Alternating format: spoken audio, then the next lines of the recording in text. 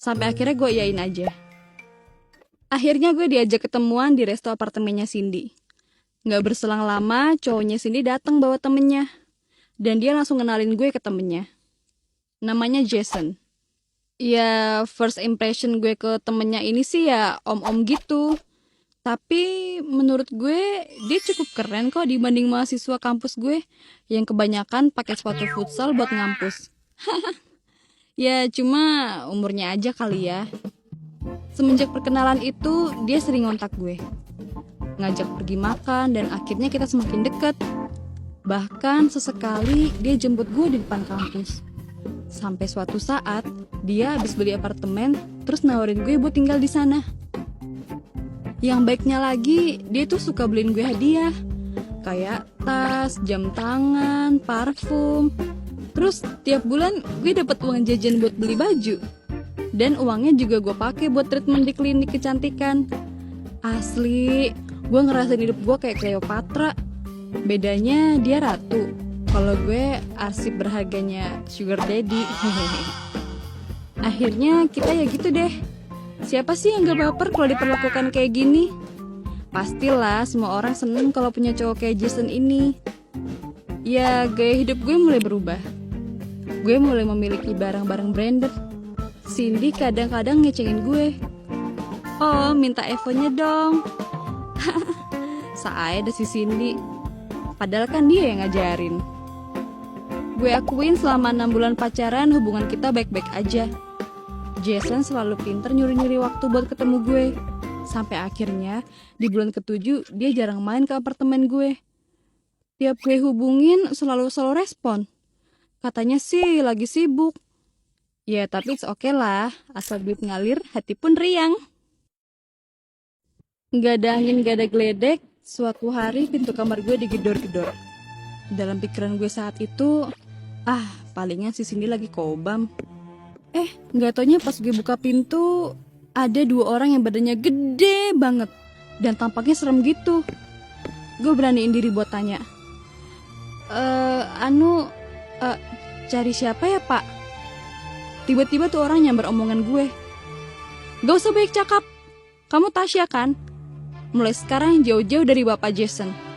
Jangan sampai kami bertindak lebih jauh lagi. Tolong camkan itu. Dan dengan keadaan ketakutan bercampur bingung, mereka pergi dari hadapan gue.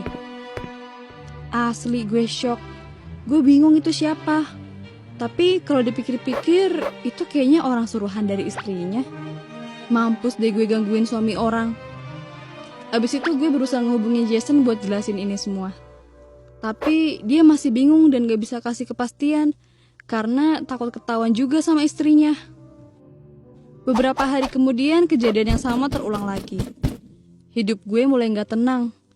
Akhirnya gue cabut dari apartemen. Bodo amat lah, hidup mewah jadi simpenan om-om. Kalau kayak gini terus, bisa-bisa hidup gue yang gak tenang. Lambat laun gue udah mulai move on dari sugar daddy gue. Dan sekarang gue menjalani hubungan sama teman sekampus gue. Namanya Erga. Yang jelas dia bukan om-om, jadi gue bisa tenang saat pacaran sama dia. Hubungan gue sama Erga udah berjalan beberapa bulan.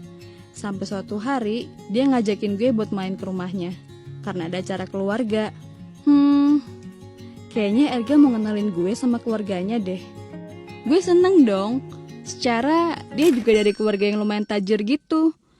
Ternyata jiwa materi gue belum sirna dan masih mengendap kayak kopi hitam sasetan. Dengan perasaan happy, gue pergi ke rumahnya Erga. Tapi ada hal yang bikin gue jadi zonk. Pas dikenalin ke keluarganya, ternyata salah satu abangnya itu adalah Om Jason. Di situ gue panik bukan main. Gue berusaha tetap cool walaupun tangan gue keluar keringet dingin. Pas dikenalin ke Jason, dia kayaknya juga shock ngeliat gue. Kayak bocah SMP habis kaget nonton bokep. Abis balik dari situ, gue tetap masih pacaran sama Erga. Ya, tapi gitu deh. Gue masih berusaha menghindar kalau diajak ketemu keluarganya. Ya, hubungan gue sama Erga akhirnya kandas juga. Karena gue menemukan cowok yang lebih baik lagi. Daripada nanti gue nikah, malah sering ketemu Jason, kan bakal ambiar gue. kalau kalian pengen hidup enak, gak mau ribet, ya jadi sugar baby-nya om-om tajir. Jangan deng, jangan. Jangan ditiru ya. Hanya bisa dilakukan oleh profesional. Menurut gue, hidup itu bukan aja masalah duit, pakaian bagus, handphone keren.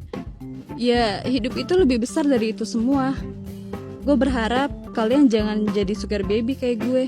Kalau lu gak siap dilabrak, ya mending mundur teratur deh. Ya namanya juga hidup gak ada yang instan. Kecuali sugar daddy-nya udah keren. Kan gak ada ganjelannya, ya kan?